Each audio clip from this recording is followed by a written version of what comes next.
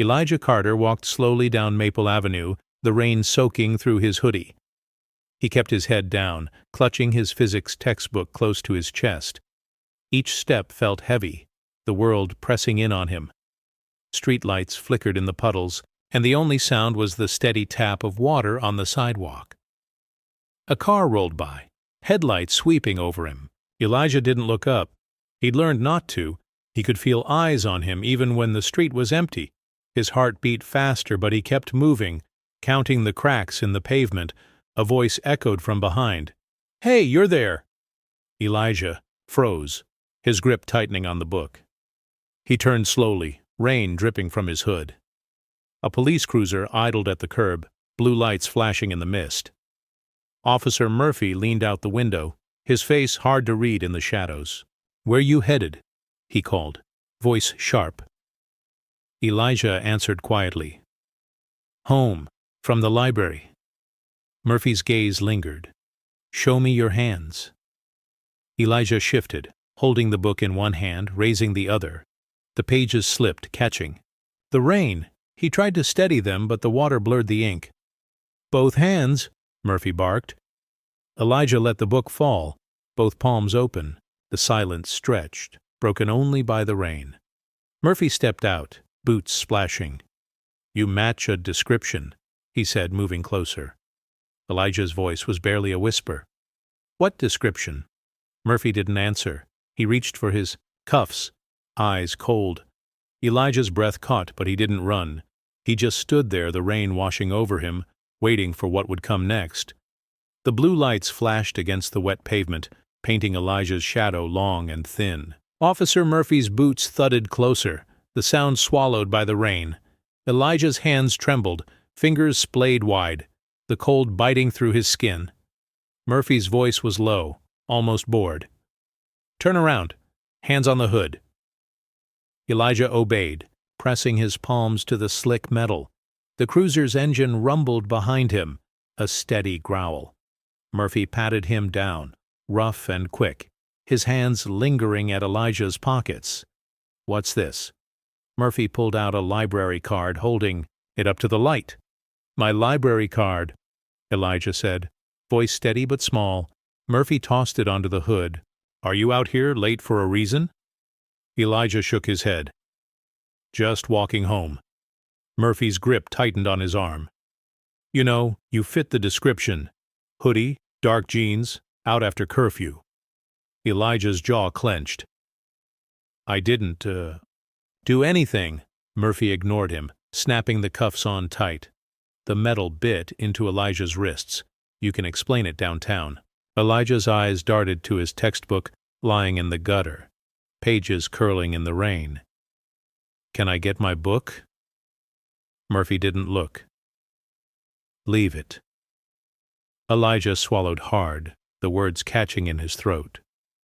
The world felt smaller, the rain louder. Murphy pushed him toward the back seat, opening the door with a jerk. As Elijah slid inside, he caught his reflection in the window, eyes wide, lips pressed tight. The blue lights spun, washing his face in cold color. Murphy slammed the door, shutting out the sound of the rain but not the fear. The cruiser pulled away, leaving the street empty except for the ruined textbook and the echo of blue light. The cruiser jerked to a stop outside the station, rain still pounding the roof. Murphy yanked the door open, grabbing Elijah's arm. The cuffs bit into Elijah's wrists as he stumbled out, sneakers sinking into the muddy lot. His textbook lay nearby, half submerged, pages torn and smeared with dirt. Murphy's grip was rough. "Move," he muttered, steering Elijah toward the entrance. Elijah's eyes flicked to the book, lips parting, but he said nothing. The station's fluorescent lights glared through the glass doors, cold and unwelcoming. Inside, the air was thick with the smell of wet uniforms and burnt coffee. Murphy pushed Elijah toward the booking desk. The officer behind the counter barely looked up. "Name?" "Elijah Carter," he said quietly, voice steady despite the tremor in his hands. Murphy tossed the cuffs on the desk. "Found him wandering. Matched a description." The booking officer nodded, typing slowly. Elijah's gaze drifted to the window, where rain streaked the glass. Outside, his textbook was just visible, pages dissolving into the gutter. He blinked hard, jaw tight. A pause. The officer glanced at Murphy. "You sure about this?" Murphy's jaw clenched. "He fits." Elijah's shoulders sagged. He stared at the floor, mud drying on his jeans. The silence pressed in, broken only by the clack of keys. A sergeant walked by, pausing to look at Elijah. "What's he in for?" Murphy shrugged. "Suspicious. Out late." The sergeant's eyes lingered on Elijah, then on Murphy. He said nothing, just moved on. Elijah's heart pounded, but he kept his head high. As he was led away, Elijah looked back one last time.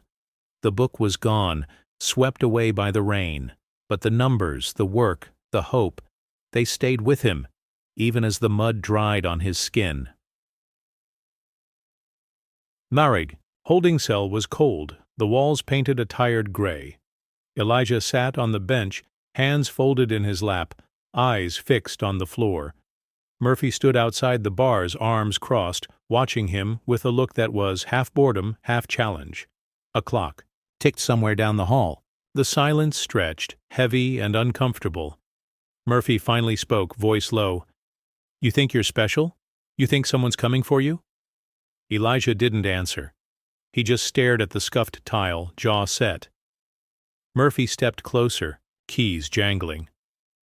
"You're just another kid who thought he could get away with it."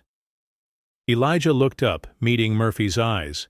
His voice was quiet, but it didn't shake. "My father is Marcus Carter." Murphy blinked, caught off guard. "Who?" "Supreme Court Justice Carter," Elijah said, each word clear. "He'll know what you did." Murphy's face changed. Just a flicker, but enough. He tried to recover, voice sharp. "Doesn't matter who your daddy is. You're here now." Elijah held his gaze.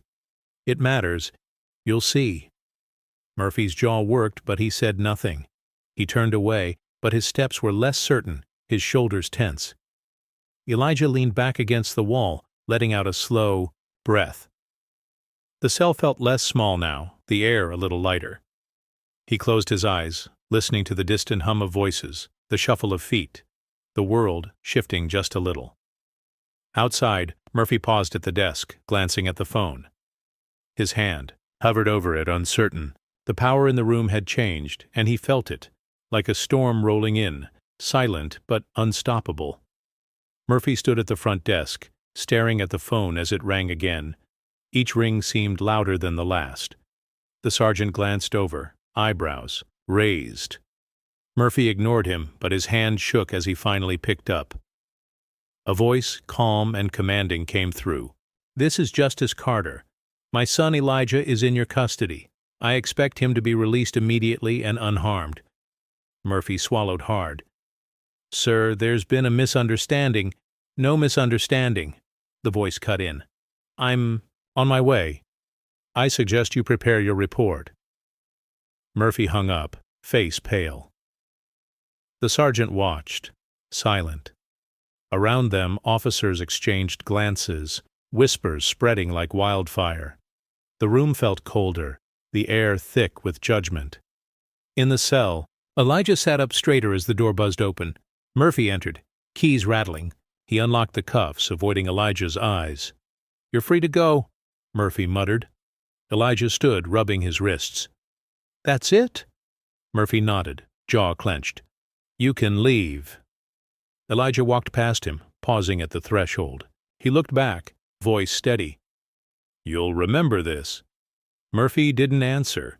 He stared at the floor, shoulders slumped. As Elijah stepped into the lobby, he saw his father waiting, coat still damp from the rain. Marcus pulled him into a hug, relief and anger mixing in his eyes. Outside, the rain had stopped. Neighbors gathered on porches, watching in silence. Some held phones recording, others just stared, faces tight with something like shame. Elijah and his father walked to the car, the world watching. Murphy stood in the doorway, alone, the weight of what he'd done settling in. The storm had passed, but nothing felt clean. Marcus Carter sat at his mahogany desk, the late afternoon sun slanting through the blinds and painting stripes across his legal briefs. His pen hovered above a page, the ink poised to sign off on a new civil rights opinion. The walls around him were lined with framed awards, photos of marches, and a faded newspaper clipping of his first big case. It was a room built on hope and hard-won progress. The phone buzzed, shattering the quiet. Marcus glanced at the screen. County Jail. His hand froze, pen tip pressed so hard it left a dot on the paper. For a moment he couldn't move. The room felt smaller, the air thick. He answered, voice tight. "This is Justice Carter." A deputy's voice, flat and official. "Your son, Elijah Carter, has been detained. You'll need to come down." Marcus's heart hammered. "What happened?" "Arrested. On suspicion. No charges yet." He gripped the phone, knuckles white. "I'm on my way." He hung up, staring at the awards on the wall. They looked different now, like relics from a world that never really changed. He remembered the promises he'd made to Elijah, the speeches about justice and dignity. Now his own son was sitting in a cell, and all the words in the world felt empty. He stood, the chair scraping the floor. His hand shook as he set the pen down. The legal brief was forgotten, the signature unfinished. He grabbed his coat, keys jangling, and strode past the photos of protests and victories. Each step felt heavier, the weight of history pressing down. As he left, the phone buzzed again. Texts, news alerts, a world already watching. Marcus didn't look back. The pen lay on the desk, a single black dot bleeding into the paper, marking the moment everything changed. Marcus gripped the steering wheel as he sped through the city, the world outside a blur of red lights and rain. His mind wasn't in the present. It was 1983 again, and he was a boy on a cracked sidewalk, watching his father's blood pool beneath a police boot. He remembered the shouts, the way the officers laughed as they walked away, leaving his father gasping for breath. Marcus had stood frozen, fists clenched, too small to help, too scared to run. His mother's scream echoed in his ears, sharp and endless. The neighbors watched from behind curtains, faces pale, no one daring to step outside. The memory pressed in, raw and unhealed. He could still see the badge number, the way the officer wiped his hands on his pants, as if the blood was nothing. Marcus's father had looked up at him, eyes full of pain and apology. "Don't let them break you," he'd whispered, voice barely there. Now, decades later, Marcus's hands shook the same way. He pulled into the jail parking lot, headlights reflecting off the rain-slicked pavement. He sat for a moment, breathing hard, the past and present blurring together. On the passenger seat, his phone buzzed again. He glanced down. Elijah's mugshot glowed on the screen, his son's eyes wide and tired. Marcus's chest tightened. He saw his own face in Elijah's. The same fear, the same stubborn hope. He thought of all the cases he'd fought, the speeches he'd given, the promises he'd made to his family that things would be different. But here he was, reliving the same nightmare. He wiped his eyes, straightened his tie, and stepped out, into the rain. The city lights flickered, and for a moment Marcus was just a boy again, standing on a sidewalk, vowing never to let history repeat. The morning after Elijah's release, the city woke to a storm of notifications. Marcus sat at the kitchen table, coffee cooling in his hands, as his phone buzzed with message after message. A neighbor's anonymous post had gone viral overnight. Grainy security footage, time-stamped and shaky, showing Elijah's arrest in the rain. The video captured everything. The blue lights, Murphy's rough grip, the textbook slipping from Elijah's hands and sinking into the muddy gutter. Marcus watched the clip in silence, jaw clenched. The comments scrolled faster than he could read. "This is Maple Avenue. This is America. They did this to my son, too. How many more?" The pain in the words was raw, the anger sharp. Each new comment was a wound, a reminder that Elijah's story was not unique. Across town, news vans parked outside the precinct. Reporters huddled under umbrellas, microphones ready. The footage played on every screen. At the diner, in the barber shop, on the school's hallway TVs. Students whispered in the halls, teachers paused their lessons, and parents called the school board, demanding answers. Elijah sat at the kitchen counter staring at his phone. His hands shook as he scrolled through the messages, some supportive, some hateful, all loud. He looked up at Marcus, eyes searching for something steady. Marcus reached across the table, covering Elijah's hand with his own. "You're not alone," he said quietly. Elijah nodded, but his voice was small. "It feels like I am." Marcus squeezed his hand. "Not anymore." Outside, a group of neighbors gathered on the sidewalk, watching the news through the window. No one spoke, but their faces said enough. Shame, fear, a flicker of hope. The city was awake now, and the story was no longer just theirs to carry. Lena Patel sat hunched over her laptop, the glow of the screen painting tired shadows on her face. It was well past midnight, but she couldn't sleep, not with the city buzzing and her inbox overflowing. She scrolled through police records, her fingers moving fast, eyes sharp for anything out of place. She paused on a file marked Murphy, Ryan, Internal Review. 12 complaints, all closed. She clicked through the reports, each one echoing the same story. Black teens, late at night, resisting arrest, charges dropped, no follow-up. The pattern was clear, but the language was always the same: vague, sanitized, safe. Lena's phone vibrated, a message from her source inside the department. "They protect their own. Check the dates. It's always the same shift." She typed back, "I need more. Anything on video?" The reply came quickly. "I'll send what I can. Be careful." She leaned back, rubbing her eyes. The city outside was quiet, but Lena felt the tension in every corner. She opened a folder of screenshots. Elijah's arrest, the viral video, the comments piling up. She added Murphy's file to the growing stack of evidence. Her husband poked his head into the room, worried in his eyes. "Are you coming to bed?" Lena shook her head. "Not yet. I'm close." He nodded, leaving her in the blue light. Lena's mind raced. She thought of her own son, asleep down the hall, and the fear that lived in her chest every time he left the house. She clicked through another file, heart pounding. A final message popped up. "Tomorrow, 9 a.m. Press conference. Don't let them spin it." Lena saved her work, eyes burning. She knew what was at stake. The truth was there, buried in the files, waiting for someone to drag it into the light. The morning air was heavy with anticipation as Tasha Johnson walked up to the precinct, Elijah's torn hoodie folded in her arms. She paused at the iron fence, the fabric trembling in her hands. Around her, a small crowd gathered, neighbors, students, parents, each holding something of their own: a scarf, a cap, a shirt with a name written in marker. Tasha took a breath and pinned the hoodie to the fence, the sleeves fluttering in the breeze. The rip down the side was still fresh, the fabric stained with mud. She stepped back, her eyes shining with quiet defiance. One by one, others followed, adding their own pieces to the growing line, a quilt of loss and resistance. A reporter snapped photos, the camera clicking in the silence.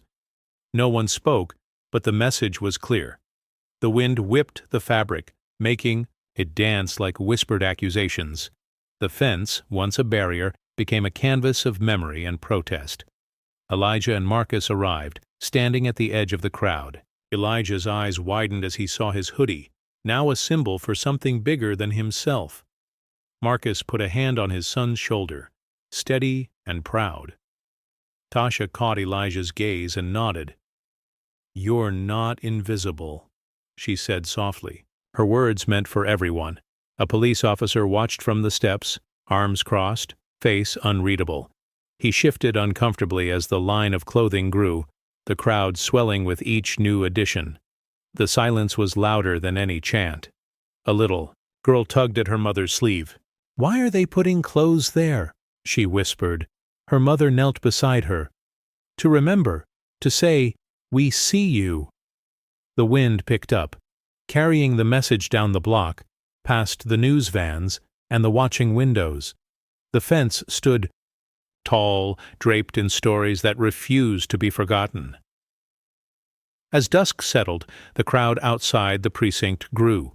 People arrived in silence, holding candles, photos, and signs with names written in bold black marker. The line of hoodies and shirts on. The fence had doubled, each piece fluttering in the evening breeze. Tasha stood at the front, her candle flickering, eyes fixed on the building. Elijah and Marcus joined the vigil, slipping quietly into the crowd. Elijah's face was lit by the soft glow of dozens of flames. He saw his own photo in someone's hands, next to others. Faces he didn't know, but stories he understood. A white mother stepped forward, placing a bouquet of roses beneath the fence. She knelt, whispering a prayer, her daughter clutching her hand. A black teen knelt beside her, chalking "I'm next" on the sidewalk. The words glowed in the candlelight, a question that hung in the air. No one shouted. No one needed to.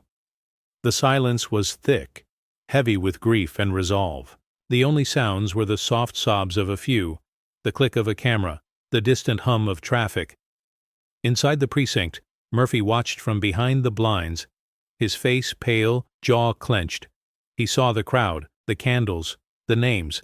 He saw the way. His own colleagues avoided his gaze, shifting uncomfortably in the hallway. Tasha raised her candle, her voice steady but quiet. "We remember them all. We stand for them all."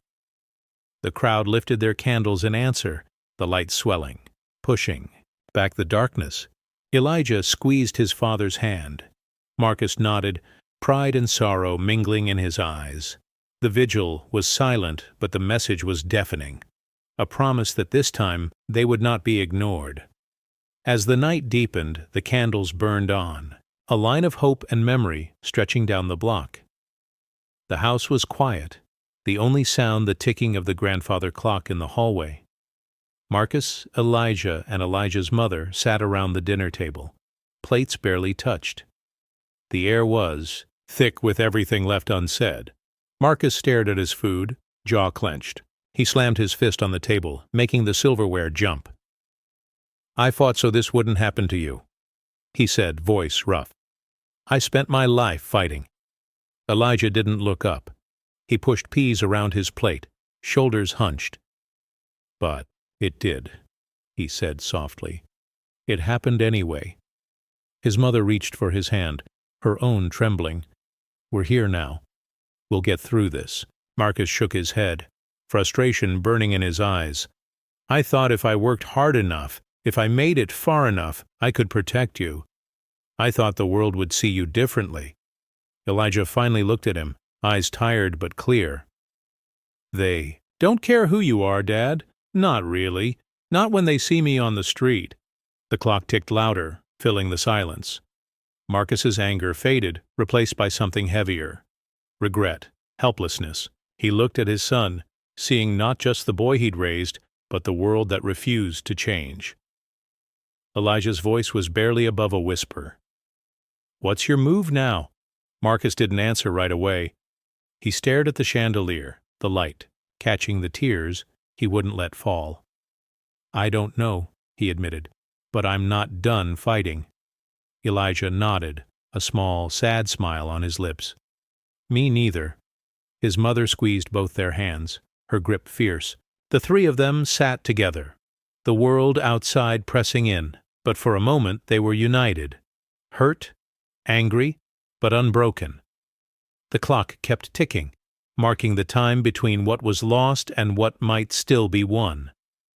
Lena Patel's eyes burned. As she scrolled through her inbox, the blue light of her laptop painting her face in the dark. The city was asleep, but Lena was wide awake, chasing a thread she couldn't let go.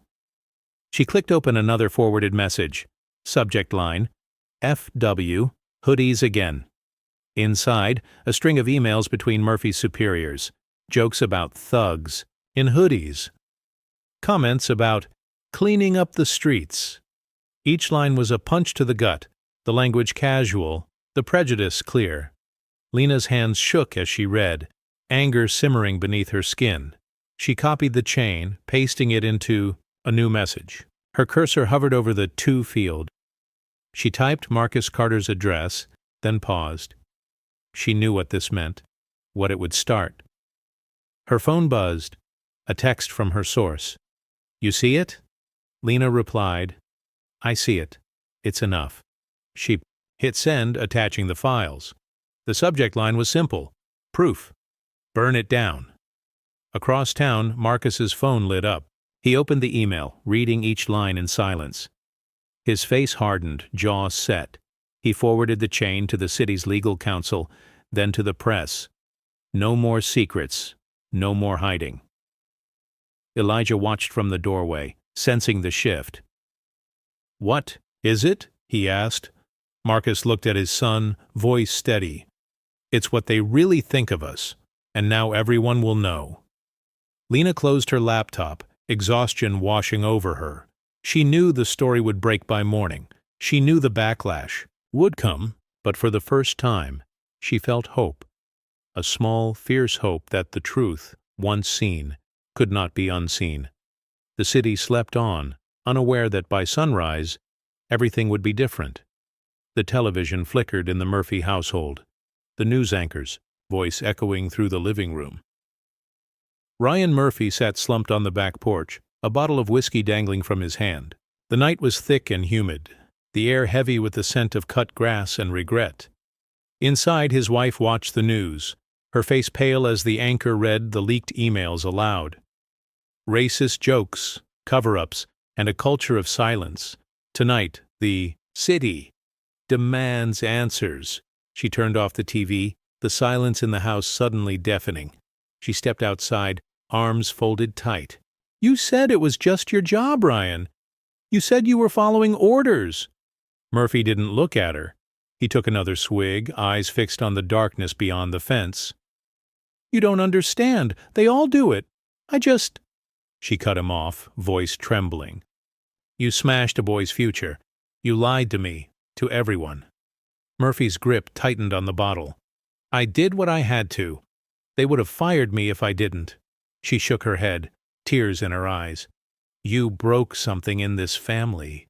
I can't fix it for you." He stood suddenly, stumbling, rage and shame twisting his face. He hurled his badge against the wall, the metal clattering to the ground, missing her by inches. She flinched, stepping back.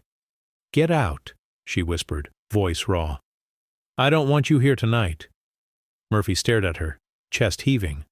For a moment, he looked like he might argue, but the words died in his throat. He slumped back onto the steps, head in his hands.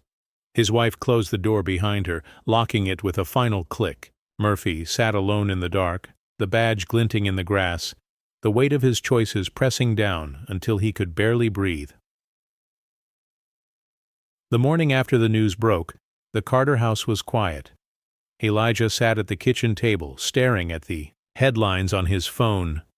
Marcus sipped his coffee, eyes distant, the weight of the past few days etched into the lines on his face. The world outside felt different, tense, uncertain, waiting for something to break. A soft knock sounded at the door. Elijah looked up, uncertain. Marcus set his mug down and walked to the entryway. Through the frosted glass, he saw Mrs. Rivera, their neighbor from across the street, holding a small plate covered in foil. He opened the door, and she offered a tentative smile. I made some cookies. For Elijah. I saw what happened. I'm so sorry." Marcus hesitated, the gesture catching him off guard.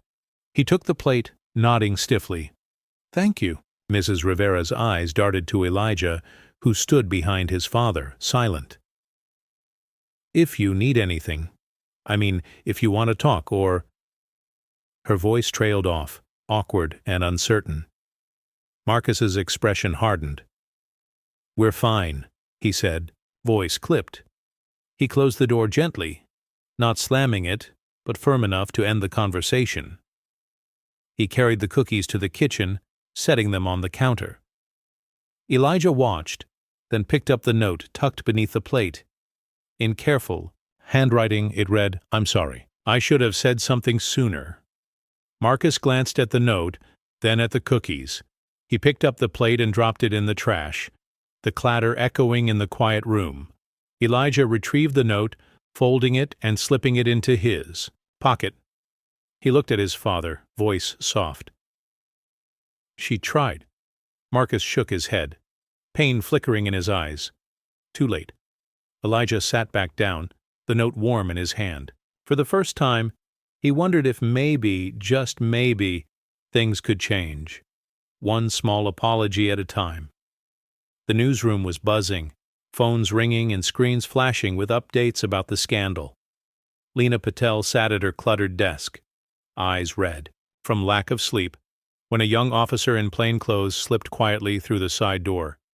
He looked around nervously, then approached her, a small USB drive clutched in his hand. He didn't introduce himself. He just slid the drive across the desk, voice barely above a whisper. "They're shredding files tonight. You need to see this before it's gone." Lena's heart pounded. She nodded, pocketing the drive. "Thank you," she said, her voice steady. The officer gave a quick, anxious glance over his shoulder and disappeared as quickly as he'd come. Lena plugged the drive into her laptop, hands shaking. The files loaded slowly. Videos, emails, internal memos. She clicked on the first video. Murphy in the locker room, laughing with other officers, bragging about teaching lessons to kids who needed to learn respect. The words were cruel, the laughter colder than anything she'd heard in the courtroom. She watched another clip. Officers shredding documents, stuffing folders into trash bags, glancing nervously at the door. The evidence was damning, the cover-up clear. Lena's phone buzzed. Her source texted, "You have to move fast. By morning, it'll all be gone." She forwarded the files to her editor, subject line, "Urgent, publish now." Her hands trembled as she typed, the weight of what she'd seen settling in her chest. Across town, Marcus read the breaking news alert on his phone. He looked at Elijah, who was reading quietly at the table. "It's out," Marcus said, voice thick with relief and anger. "They can't hide anymore." Elijah nodded, eyes shining with something like hope. For the first time, the truth was out in the open, and the city was watching. Late at night, Marcus sat alone in his study, the only light coming from the chandelier above. Its crystals cast fractured patterns on the walls, shimmering over stacks of legal briefs and old courtroom sketches. He stared at a sketch of himself, years younger, standing before a jury, confident, certain, unbroken. Now, his hands trembled as he scrolled through the latest headlines on his phone. The leaked emails, the videos, the city's outrage, everything was out in the open. He set the phone down and pressed his palms to his eyes, feeling the sting of exhaustion and something deeper, grief. On his desk, Elijah's school photo sat beside a copy of the Constitution. Marcus reached for the picture, tracing his son's smile with his thumb. He thought of the promise he'd made to protect Elijah, to build a world where his son could walk home without fear. The promise felt broken, the world unchanged. A soft knock at the door. Elijah stepped in, voice gentle. "Dad?" Marcus looked up, blinking back tears. "Yeah, son?" Elijah hesitated, then crossed the room, sitting beside his father. "What now?" he asked, voice barely above a whisper. Marcus stared at the chandelier, the light catching the tears he could no longer hide. He took a shaky breath. "Now we fight. For every kid they tried to silence, for every family who never got justice." He picked up the phone, dialing the Chief Justice. His voice was steady, but his hand shook. "It's Marcus Carter. We're reopening every case, every single one." Elijah watched his father, pride and pain mingling in his eyes. The chandelier's light flickered, illuminating the moment. A promise renewed, a battle just beginning. In the silence that followed, Marcus squeezed Elijah's hand.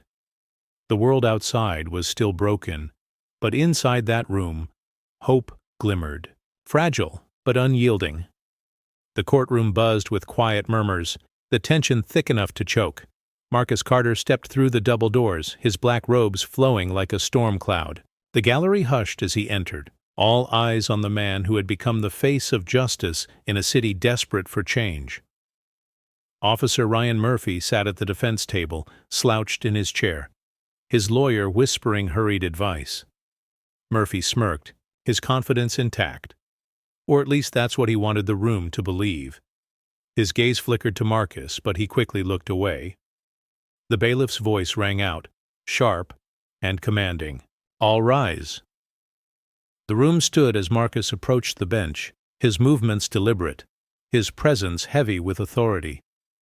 He didn't speak immediately, letting the silence stretch, letting everyone feel the weight of what was about to unfold.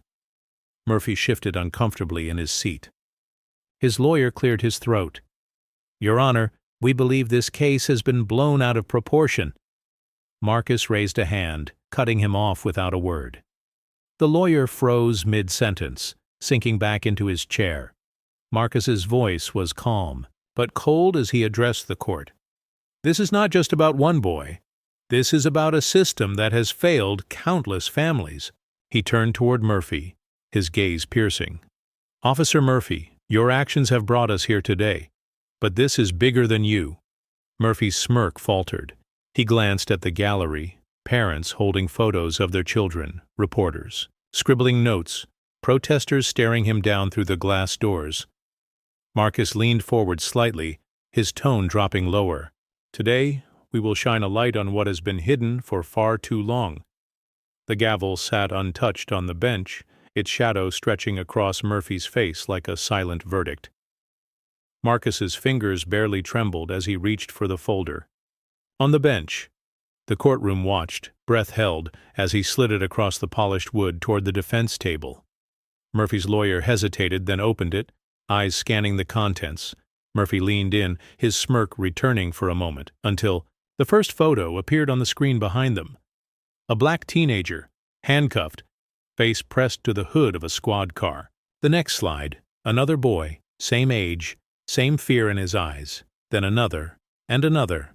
The names appeared beneath each image. Elijah, Elijah, Elijah. 12 faces, 12 stories, all stopped by Murphy, all accused of resisting. The gallery gasped, a ripple of shock and anger moving through the room.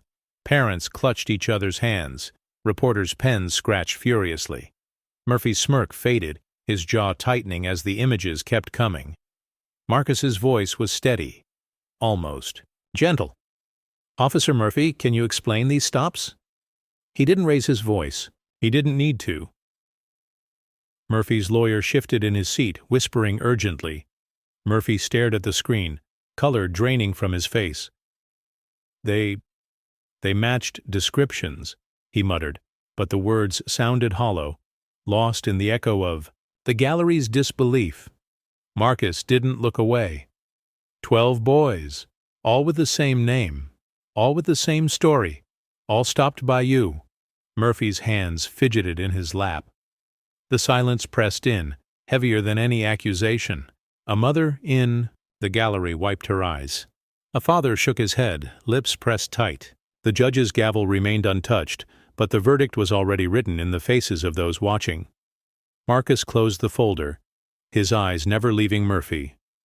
This is Exhibit 12, the truth you tried to bury. Murphy looked down, the weight of every face on the screen settling on his shoulders. Murphy's hands shook as he flipped through the photos, each one a silent accusation. The courtroom was so quiet that the rustle of paper sounded like thunder. He tried to steady himself, but his fingers betrayed him, trembling as he reached the last image. A boy with a split lip, eyes wide with fear. Marcus leaned forward, his voice low, but clear. Officer Murphy, you said these were routine. That you followed the rules? Is that what you see here? Murphy swallowed, his mouth suddenly dry. I did what I was trained to do. Marcus didn't blink. Trained to do what, exactly? Stop every black boy named Elijah? Leave them with bruises and fear?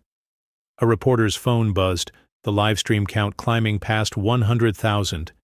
The jury sat frozen, pens hovering, above their notepads waiting for Murphy's answer. Murphy's lawyer whispered, "Don't say anything more." But the room was already turning, the air thick with judgment. Murphy's voice cracked.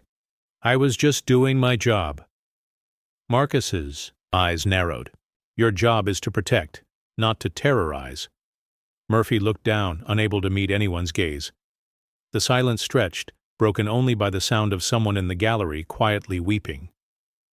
Marcus let the moment hang, then spoke softly.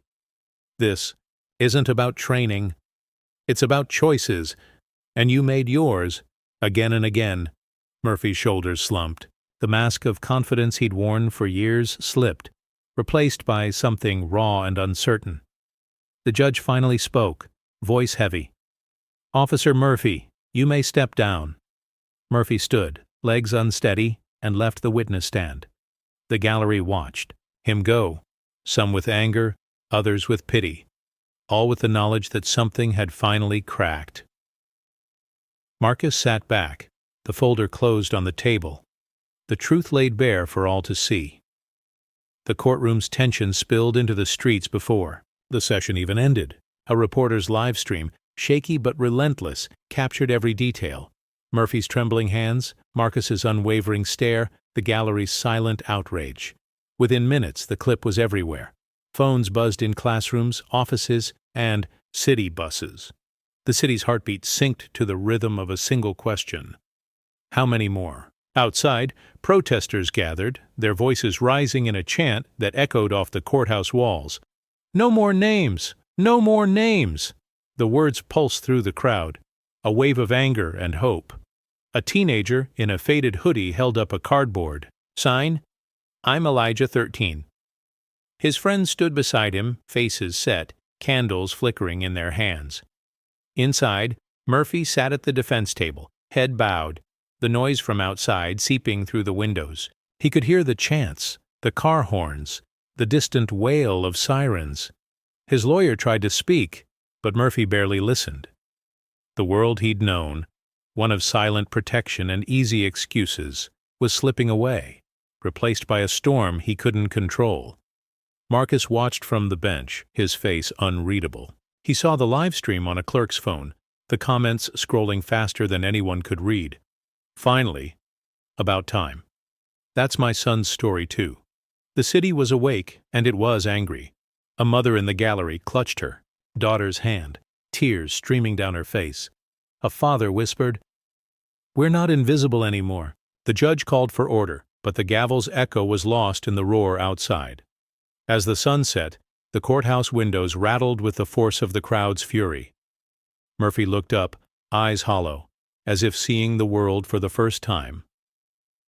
The tremors of truth had gone viral, and nothing would ever be the same. The courthouse emptied slowly, the echoes of protest still rumbling outside. Murphy slipped away from the main hall, ducking into a side corridor lined with lockers and faded photos of past officers. His steps were quick, almost furtive, as if he could outrun the judgment that now clung to him. He turned a corner and nearly collided with Officer Grant, his longtime partner. Grant's face was drawn, eyes rimmed red from lack of sleep. For a moment neither man spoke. The silence was thick, heavy with everything that had gone unsaid for years. Murphy tried to muster a smile, but it faltered. "You heading out?" he asked, voice rough. Grant shook his head, glancing down the hall. "I can't back you on this, Ryan." His words were quiet, but they landed like a blow. Murphy's jaw tightened. "We always had each other's backs." Grant looked away, voice barely above a whisper. "Not for this. Not anymore."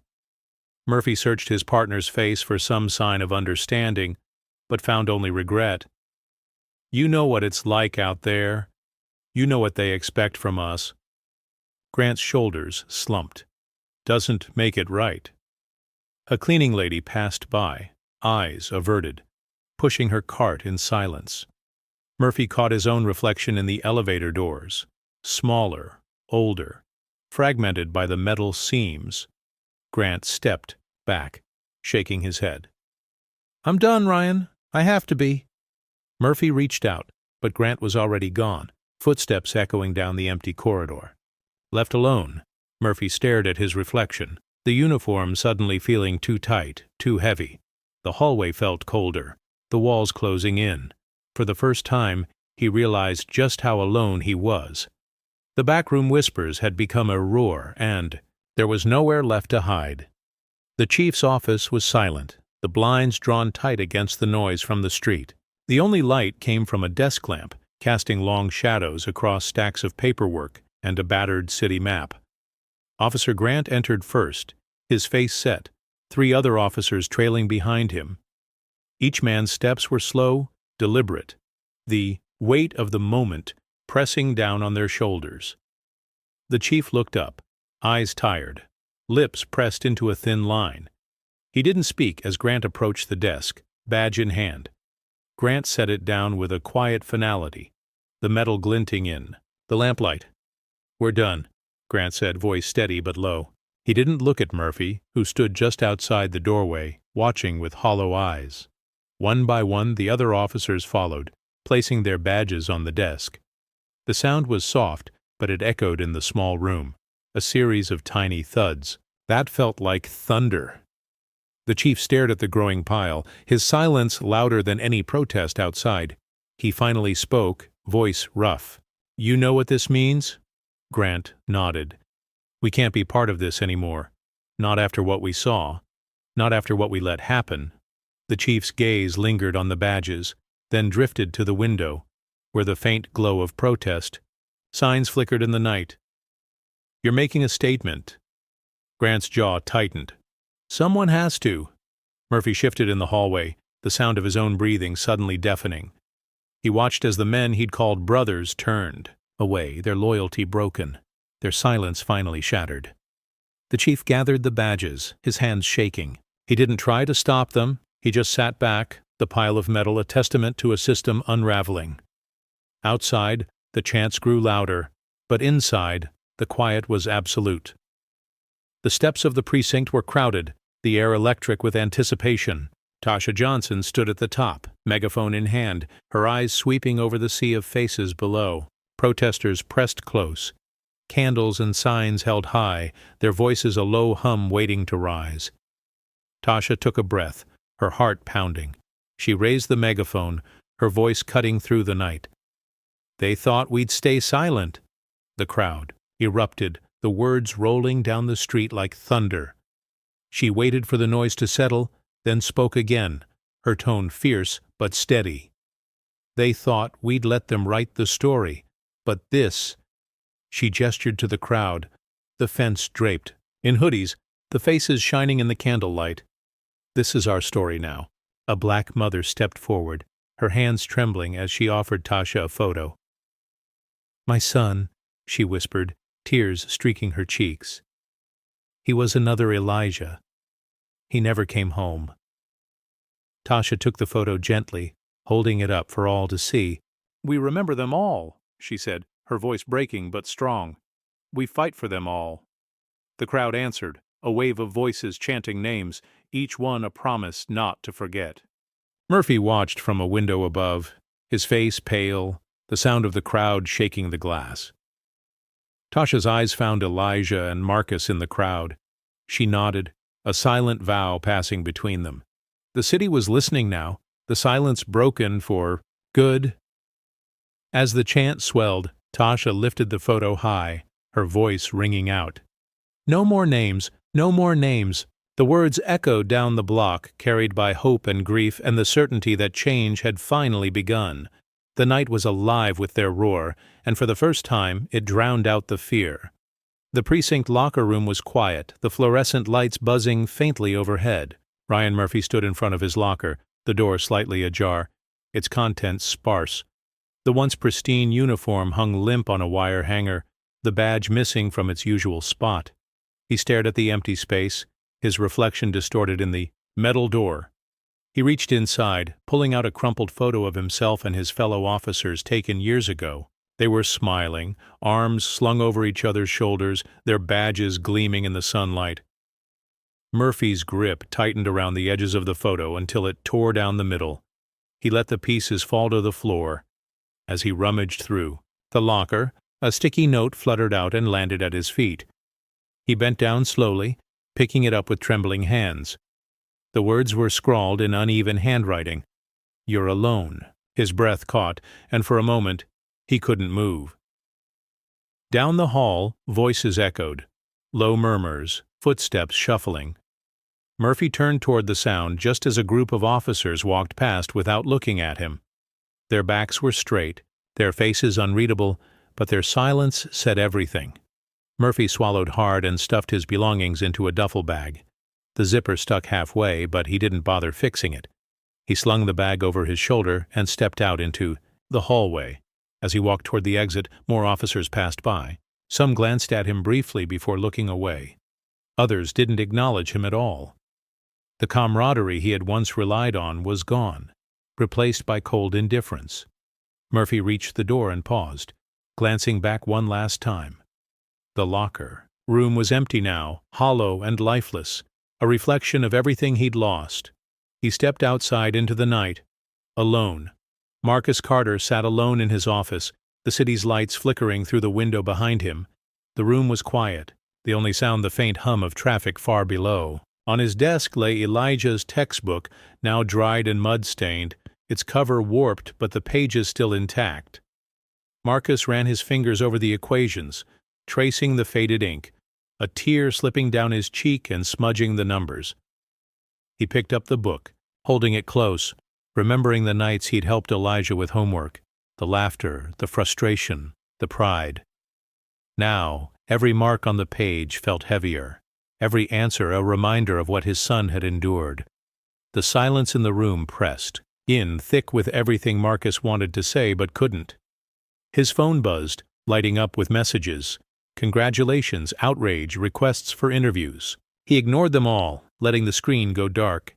He stared at the ceiling, searching for words, for comfort, for a sign that any of this had made a difference. Elijah's voice echoed in his mind. "What's your move now?" Marcus closed his eyes, the question lingering, demanding an answer. He opened the textbook again, flipping to a blank page. He picked up a pen, hesitated, then wrote, "We're just starting." He set the pen down, the words staring back at him, simple but resolute. He reached for the phone, dialing a number he knew by heart. The line rang once, twice, then connected. "This is Marcus Carter," he said quietly. "I need to speak with the Attorney General. We're reopening every case, every single one." He ended the call, the weight in his chest easing just a little. The city outside was still restless, still wounded, but in that moment, Marcus found a sliver of peace. He looked at Elijah's textbook, the tear stains drying, and knew the fight was far from over. The diner was quiet, the hum of the neon sign outside casting a faint pink glow across the room. Ryan Murphy sat in a corner booth, his uniform replaced by a wrinkled shirt and worn jeans. He stirred his coffee absently, the spoon clinking against the ceramic cup. The television above the counter played the evening news, but Murphy kept his eyes on the table. The anchor's voice cut through the stillness. Today, Judge Marcus Carter delivered a powerful closing statement following weeks of public outcry and courtroom revelations. Murphy's hand froze mid-stir. He looked up as the screen switched to Marcus standing at a podium, his robes immaculate, his presence commanding. "Justice isn't blind," Marcus said, his voice calm but firm. "It's built, brick by brick, case by case, truth by truth. And today, we begin rebuilding what was broken." The camera panned to the courtroom gallery, parents clutching photos of their children, protesters holding signs that read "No more names," and reporters scribbling furiously. The gavel struck once, its echo resonating through the room. Murphy's jaw tightened as he watched. The waitress approached with a coffee pot but didn't bother refilling his cup. She glanced at him briefly before walking away without a word. He turned back to the screen where Marcus's face filled the frame. "This is not an end," Marcus continued. "This is a beginning.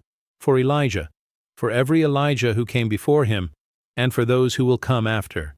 The clip ended, replaced by footage of protesters outside City Hall, chanting in unison, "Justice is built!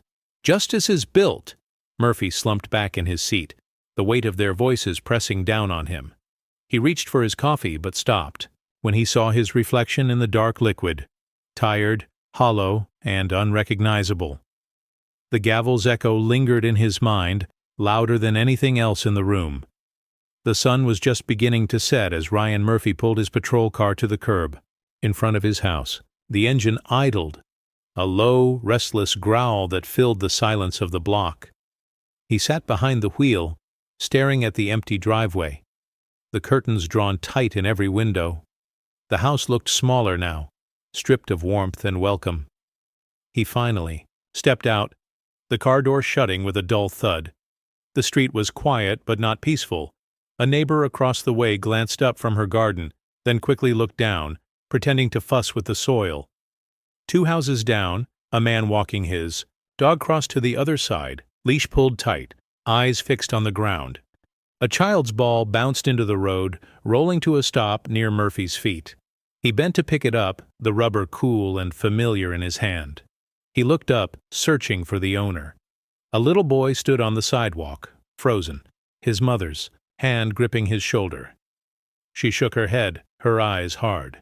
Murphy took a step forward, but the mother yanked her son back, retreating into their yard without a word.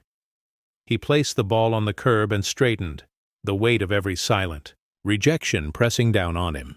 The engine's hum seemed louder now, echoing in the emptiness. He glanced at his house. Shutters closed, porch light off, the mailbox stuffed with unopened letters.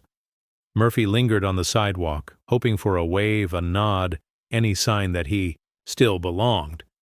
But the street remained silent, the distance between him and his neighbors growing with every passing second. He turned back to his car, the loneliness settling in his chest like a stone. The world he'd known was gone, replaced by a silence that refused to break. The morning was gray, the kind of overcast that made everything feel heavier. Ryan Murphy stepped out of his patrol car, his boots crunching against the gravel of the precinct parking lot. He adjusted his belt out of habit, but the weight of it felt different now, less like authority, more like a burden. As he approached his car after his shift, something caught his eye. An envelope was tucked under the windshield wiper, its edges damp from the drizzle. He frowned, pulling it free. His name was scrawled on the front in familiar handwriting. He didn't need to open it to know what it was. Still, he tore it open with shaking hands. Inside was a single sheet of paper, divorce papers. A note was scribbled at the bottom in his wife's neat handwriting. "You chose this." Murphy stared at the words, his breath catching in his throat. He crumpled the paper in his fist, but the message stayed burned in his mind. You chose this. He looked around the parking lot hoping for something to anchor him. A group of new recruits stood near the entrance laughing and chatting as they adjusted their fresh uniforms. They didn't notice him. They didn't even know who he was. The precinct that had once been his sanctuary now felt like a stranger's house. Murphy's gaze drifted to the locker room window, where he'd spent years preparing for shifts, joking with colleagues, feeling invincible. Now it was just another place where he no longer belonged. He leaned against his car, the papers still clenched in his hand. The drizzle turned into rain, soaking through his shirt. But he didn't move. He thought about going home, if he could still call it that. But the thought only made the ache worse. The parking lot buzzed with life around him, but Murphy stood frozen, drowning in a silence no one else could hear. The diner was nearly empty, the only sounds the clatter of dishes, and the low hum of a radio playing old songs. Ryan Murphy sat alone at a corner table, his shoulders hunched, a mug of burnt coffee cooling in front of him. He stared out the window, watching the rain streak down the glass, his own reflection warped and ghostly in the greasy pane. He raised his hand for a refill, but the waitress glanced at him and turned away, busying herself with a stack of menus. Murphy let his hand drop, the gesture feeling heavier than it should. He looked down at the spoon in his cup, stirring the coffee just to hear the clink, just to fill the silence. Above the counter, The television flickered to life. The news anchor's voice was clear, cutting through the quiet. Today, Judge. Marcus Carter addressed the city in the wake of the recent trial and protests. Murphy's eyes flicked up to the screen. There was Marcus, standing at a podium, his voice calm and steady. "Justice is built, not given," Marcus said, his words echoing through the diner. "It's built by those who refuse to look away, who refuse to be silent." The camera panned to the crowd, faces lit by hope, by anger, by something Murphy couldn't name. He saw Elijah in the front row, notebook in hand, eyes bright with determination. Murphy's spoon slipped from his fingers, clattering against the saucer. The waitress glanced over, but still didn't come. He caught his own, reflection in the window again. Older, smaller, a man he barely recognized. He turned away from the TV, the words still ringing in his ears. "Justice is built, not given." Murphy pressed his palms to his eyes, wishing he could block out the world, wishing he could go back. But the world had moved on, and he was left behind, just another face in the glass. Elijah sat at his desk, the soft glow of his lamp casting a warm circle over fresh, blank pages. The old textbook, battered and stained from that night in the rain, rested beside him, a silent witness to everything he'd endured. He opened a new notebook, the paper crisp beneath his fingers, and began to rewrite the equations that had been washed away. His hand moved slowly at first, each number and symbol a small act of defiance. He paused, glancing at the old book, the mud stains still visible along the edges. For a moment, the memory of Murphy's voice, the cold metal of the cuffs threatened to pull him back, but he shook his head, focusing on the present, on the clean page in front of him. Marcus lingered in the doorway, watching his son work. He didn't say anything, just leaned against the frame, arms crossed, pride and worry mingling in his eyes. He saw the way Elijah's shoulders squared, the way his jaw set with quiet determination. Elijah murmured to himself, almost too softly to hear, "They'll remember this." He wasn't sure if he meant the equations, the story, or the way he refused to let fear erase his future. Maybe it was all of it. He finished a problem, circled the answer, and smiled. Just a little. Marcus stepped into the room, placing a gentle hand on Elijah's shoulder. "You're making your own mark," he said quietly. Elijah nodded, not looking up. "I have to. I want them to see more than what happened to me. I want them to see what I can do." Marcus squeezed his shoulder, then left him to his work. The house was quiet, but in that small room, hope was being rebuilt. One equation, one page, one second draft at a time. The city woke to a new kind of message. Overnight, someone had spray-painted a bold equation across the brick wall of the precinct. Elijah's equation, the one he'd rewritten after the rain. The numbers and symbols stretched high and wide, impossible to ignore, painted in bright, defiant colors that stood out against the gray stone. Officers arrived early, pausing in the parking lot, staring at the wall in silence. Some shook their heads, others just watched, unsure what to say. A rookie officer snapped a photo on his phone, sending it to a friend with a simple caption, "This is what protocol can't erase." By noon, the city was buzzing. Photos of the graffiti spread across social media, shared by students, teachers, and strangers who'd never met Elijah but knew what the message meant. The equation became a symbol of resistance, of memory, of a future that couldn't be washed away. Inside the precinct, the chief ordered the walls scrubbed clean. Workers arrived with buckets and brushes, scrubbing until their arms ached. But by the next morning the equation was back, painted again, just as bright, just as bold. It became a ritual. Every time it was erased, someone returned to restore it, refusing to let the story fade. Elijah saw the photos online, a quiet smile tugging at his lips. He didn't know who kept repainting the wall, but he understood why. It wasn't just about him anymore. It was about every kid who'd ever been told to disappear, every voice that had been silenced. Marcus showed him the latest picture, pride shining in his eyes. You started something, son. Elijah nodded, feeling the weight and the hope of it all. The city had found a new way to remember, and this time they weren't letting go. The auditorium was packed, sunlight streaming through tall windows and glinting off handmade signs that read Black Excellence and We Are More. Students filled every seat, their faces a mix of hope, pride, and quiet determination. At the front, a wooden podium stood ready, Elijah's textbook open beside it, its margins filled with fresh notes and scribbled dreams. Marcus Carter stepped up to the microphone, his presence commanding but gentle. He looked out over the crowd, pausing to meet the eyes of students, teachers, and parents who had come not just to listen, but to be seen. He cleared his throat, voice steady. "Justice isn't blind," he began, gripping the podium. "It's built. By hands like yours, by voices that refuse to be silenced, by hearts that keep fighting even when the world says stop." A ripple of energy moved through the room. Elijah sat in the front row, notebook in his lap, watching his father, with a mixture of awe and gratitude. Marcus glanced at him, a small smile passing between them.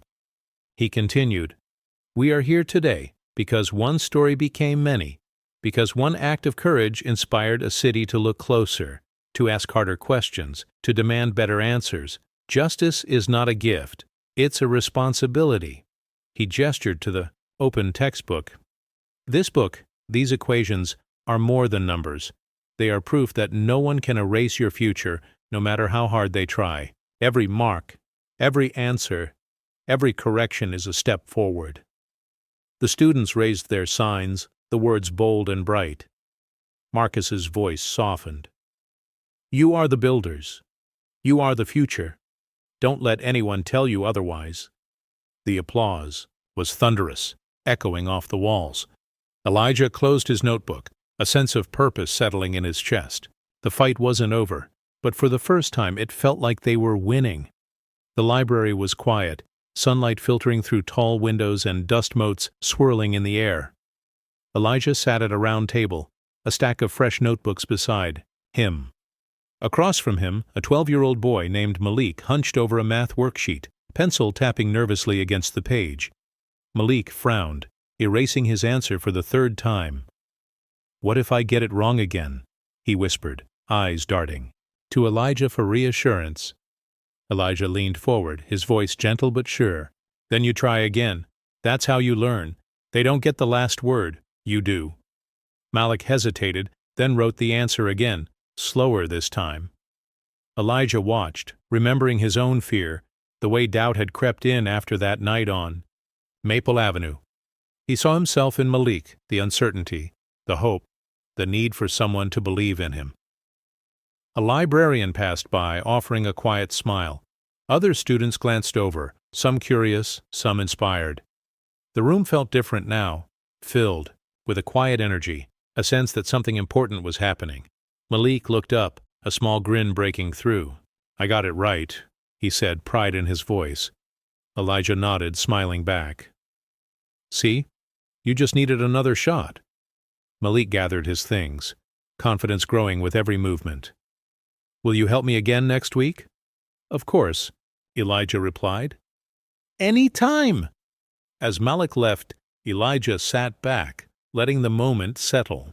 He realized that teaching, guiding, and lifting others was its own kind of justice, a way to rewrite the story, one lesson at a time.